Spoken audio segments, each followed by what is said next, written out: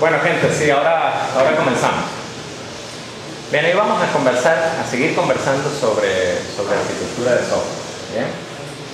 Y dentro de arquitectura de software vamos a conversar. Si recuerdan la clase pasada, dijimos que, bueno, que en el diseño arquitectónico nosotros podíamos pensar en muchas cosas.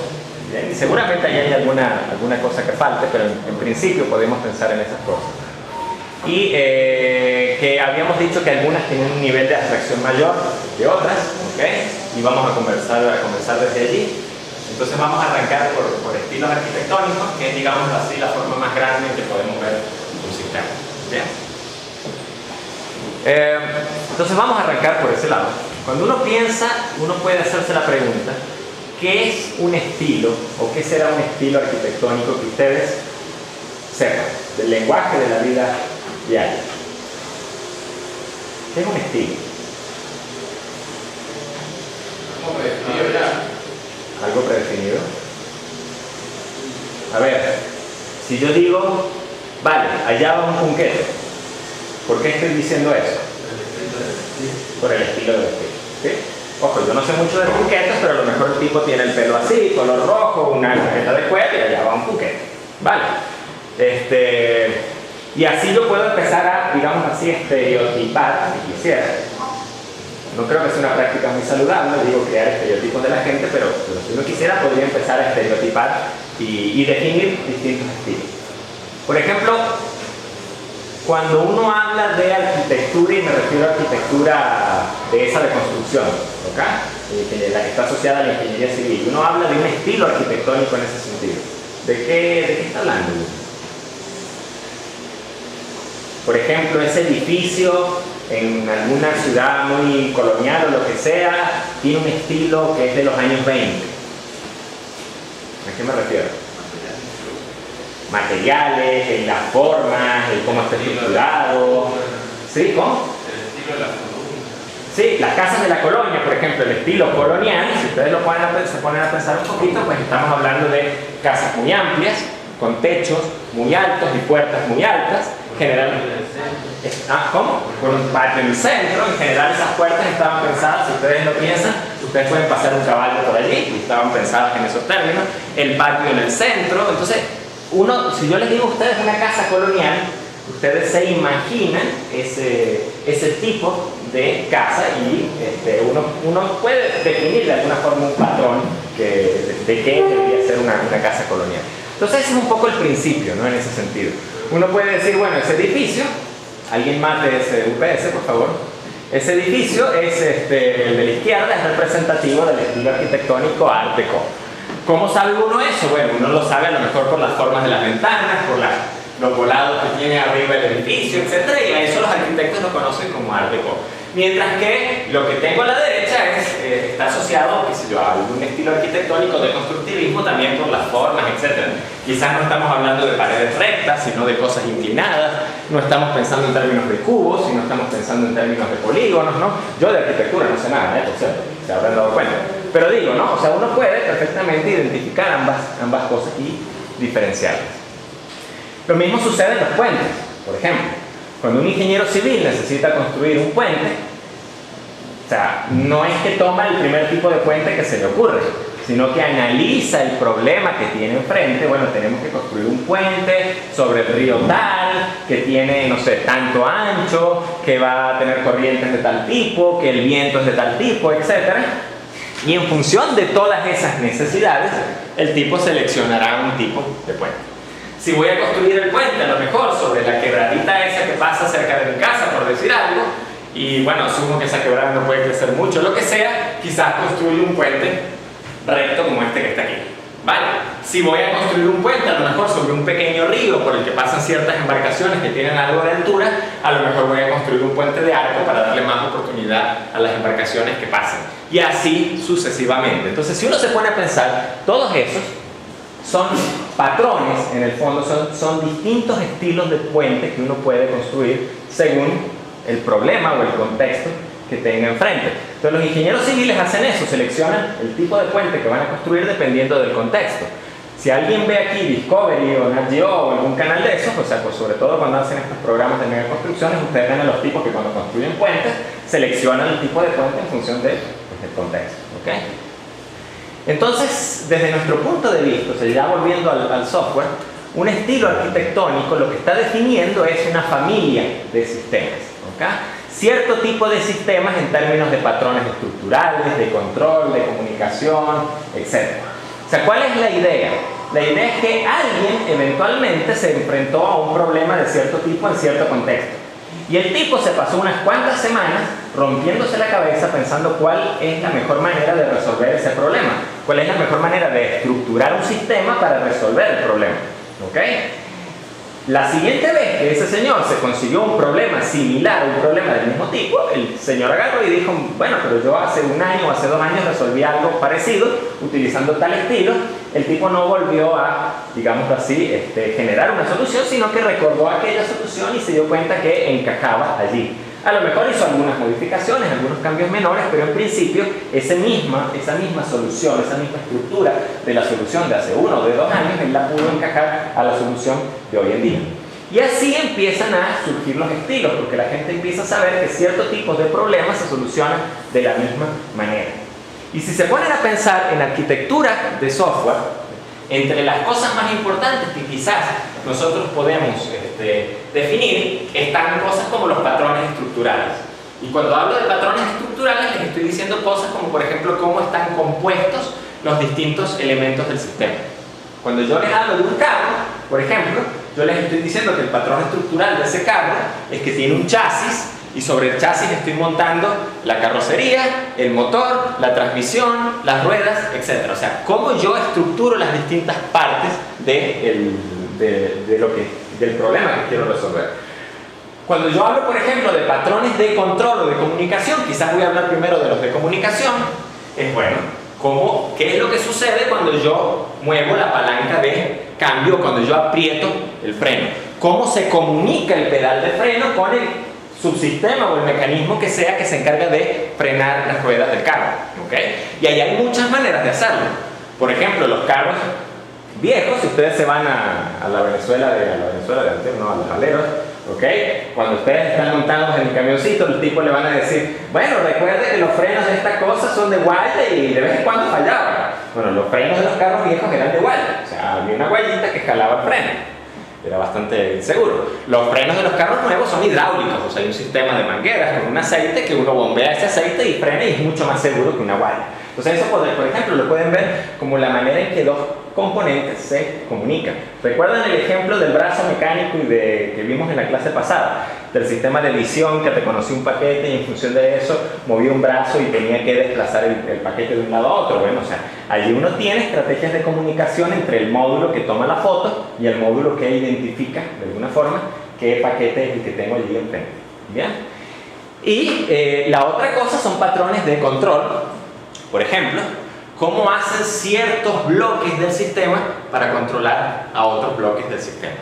Entonces, si nosotros vemos, por ejemplo, a un automóvil como un sistema y pensamos en el conductor como un bloque de ese sistema, es el tipo que conduce el automóvil, bueno, ¿cuál es el patrón del control? ¿Cómo controla esa persona el automóvil? Lo controla por medio de ese volante que cuando lo gira, las ruedas giran y etc. ¿Okay? Entonces, eso es un patrón de control. ¿Cómo se pasa la información, ¿okay?, de control de un bloque o de un módulo a otro? Entonces, los estilos arquitectónicos nos describen eso. Algunos estilos nos describen una mezcla de esas cosas.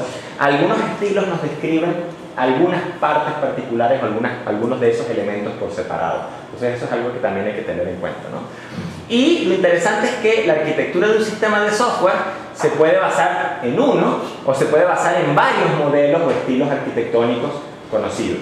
Nos vamos a dar cuenta que, por ejemplo, cliente-servidor es un poco lo que está haciendo Magic Root y es un poco lo que están haciendo las otras compañías, pero más orientado hacia la web, es un estilo arquitectónico. Pero muchas veces las aplicaciones cliente-servidor también se pueden ver como aplicaciones por capas, que es otro estilo arquitectónico. Y también se pueden ver como aplicaciones controladas por eventos, que es otro estilo arquitectónico. Entonces uno puede ver una aplicación como un conjunto de estos estilos y de estas cosas. Lo interesante del caso es que si uno conoce un poco los estilos, ¿okay?, uno tiene la ventaja de que cuando tiene que resolver un problema, evidentemente hay que sentarse a pensar cuál es la mejor estructura, cuál es la mejor arquitectura para resolver el problema. Pero si uno tiene esos estilos predefinidos que uno conoce, que uno puede pensar en términos de sus ventajas y sus desventajas, no están arrancando desde cero. ¿Sí me siguen? No tienen que reinventar la rueda. Lo más probable es que si ustedes toman a alguien que arranca desde cero en la resolución de un problema, que no conoce estilos arquitectónicos, termine reinventando muchos de estos conceptos después de un tiempo. ¿Bien? Porque es que son soluciones muy lógicas y muy bien conocidas a problemas bien conocidos. ¿Bien? Entonces un estilo arquitectónico describe un conjunto de componentes y esa palabrita muy importante que dijimos la clase pasada, con sus respectivas responsabilidades, las responsabilidades de esos componentes. Describe un conjunto de conectores entre los componentes, o sea, cómo se comunican los componentes, cómo coordinan, cómo cooperan los componentes. De nuevo, si yo les doy a ustedes la caja de dirección de un automóvil como algo aislado, ¿ok? Posiblemente eso no tenga mucho sentido. Pero si yo les muestro la caja de dirección de un automóvil dentro del automóvil y les muestro cómo se comunica esa caja de dirección con el volante, con, no sé, etcétera, pues es posible que uno tenga una idea muy clara de cómo funciona o qué es lo que hace esa caja de dirección.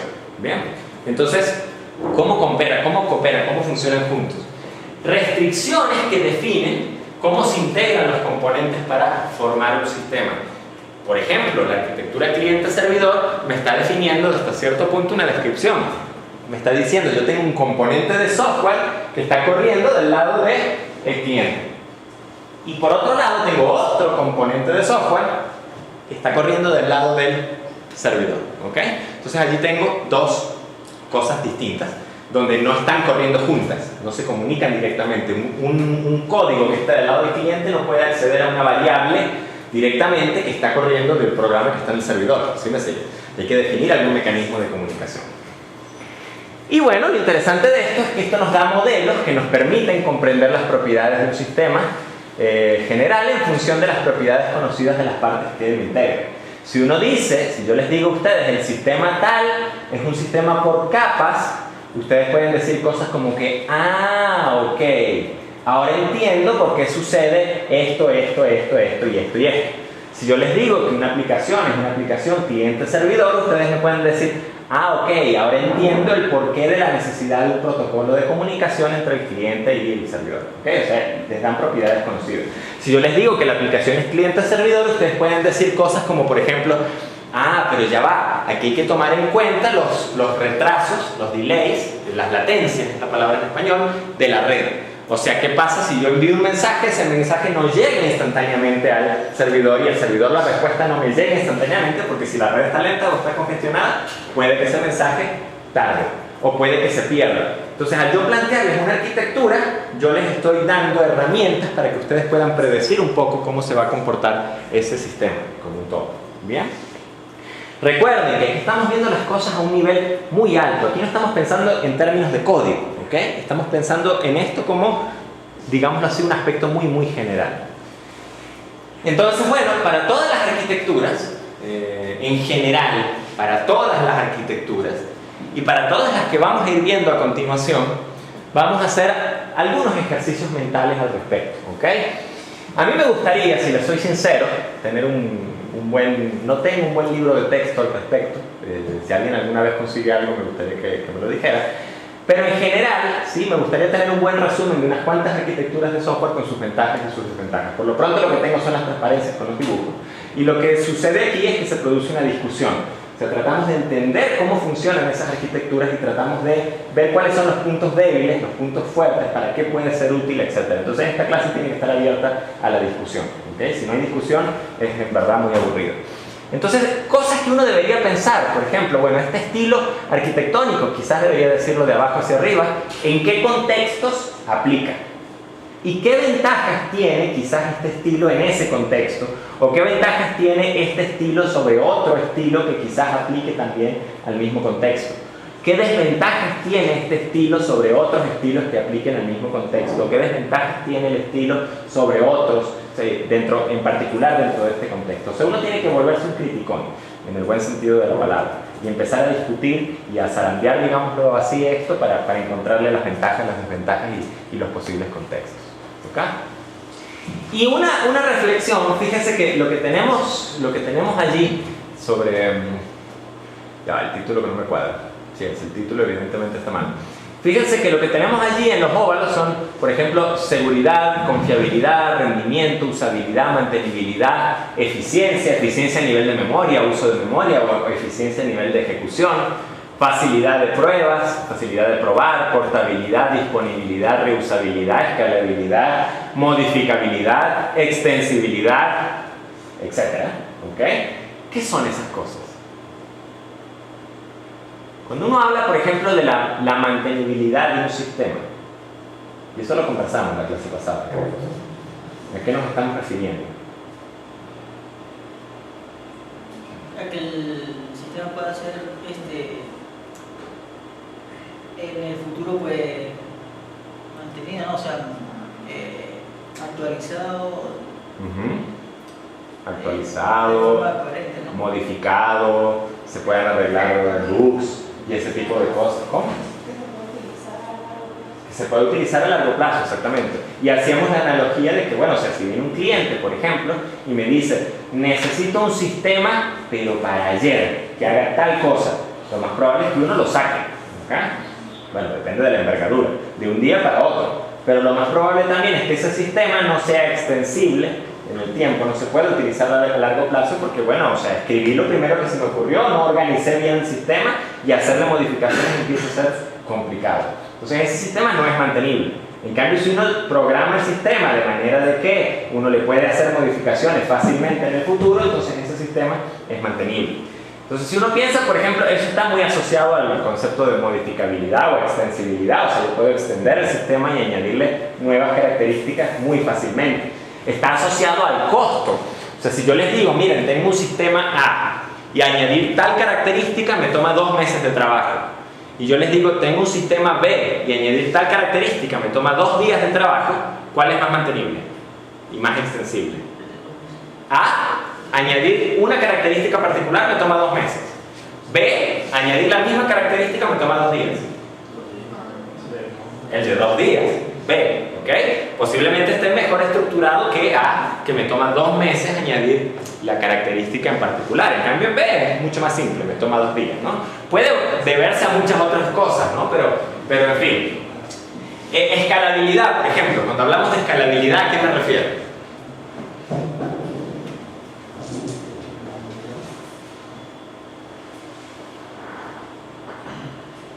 Por ejemplo, a ver, ustedes desarrollan sus juegos, ¿ok? Todas las 3 compañías desarrollan sus juegos. Y al final del semestre probamos con 10 usuarios y eso funciona, probamos con 20 usuarios y eso funciona, y yo les pregunto, ¿ustedes creen que eso aguante 3 millones de usuarios?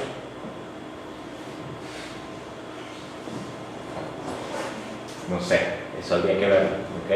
En qué plataforma, en qué hardware, en cómo está montado el sistema, etc. O sea, la pregunta es, si ese sistema fácilmente uno puede llevarlo a funcionar soportando esos 3 millones de usuarios, el sistema es escalable, ¿ok? Puede crecer. Si ese sistema uno no lo puede llevar a soportar 3 millones de usuarios, ese sistema no es escalable. Entonces hay un montón de atributos que en principio, si lo piensan, si recuerdan la conversación que tuvimos sobre requerimientos hace ya algún tiempo, estos son requisitos de qué tipo.